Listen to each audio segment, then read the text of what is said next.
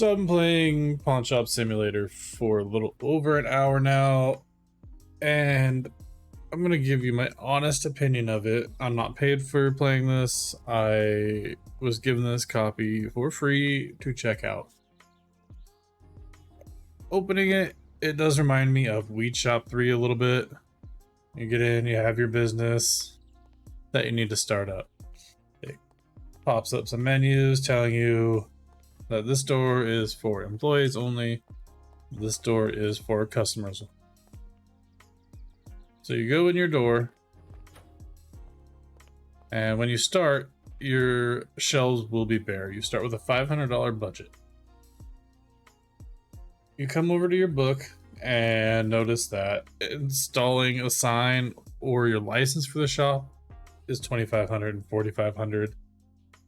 That is atrocious, because the amount of money that you're making on anything is like $2 to $3. Sometimes you'll make 10 or 11 on some of the bigger items. You also need to buy materials from the material shop, which you have to go out and explore for, which is kind of a pain, because if the vehicles end up on the side of the road and you even touch the vehicle at all, whether in the road or on the sidewalk, you die. You respawn after having paid $90 for your medical fees. There's no, unless you've gone exploring, you're gonna get lost trying to find your way back. And depending on where you're at, you also need, it was like day 3 I think for me, you had to buy food and drink from the bakery, which the bakery is that pink building across the street, and then the hospital is just down behind it. So if you ever have to come back, you just walk up the street, cross the road, avoid the cars at all costs, and you're back here.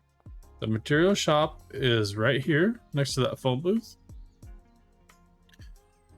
And some of the things that they need to work on and put an update out: the head bob. Make an option to get rid of that. It is making me super motion sick while playing this game. I'll just move around. When you sidestep, it's too much. And if you run, it actually makes it a little bit better, but then you're burning your energy.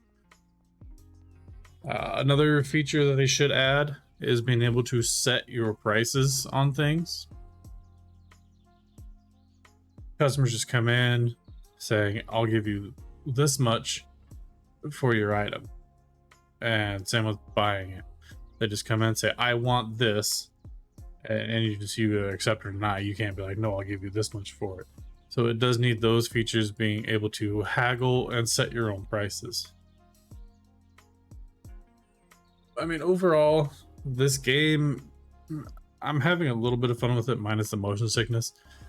If they do a couple updates like I had mentioned, this game will be great and super fun. I mean, I like games like this. Played a lot of Weed Shop 3. It does remind me of it, except it's a pawn shop instead of a weed shop. So hopefully the devs will take a note of this. I am going to leave a comment on there on the review forum as well. Right now, the game's pretty cheap. I think it's like $5. It's even on sale right now for a couple more days. I think until June 29th, I believe is what I saw it for. It's like 10% off or something. I mean, you can check it out. It does feel very rough. And right now I'm on if you should purchase it or not. $5, not very much. You might enjoy it. They need to tone down the cost of the upgrades and stuff. You're set in the 50s.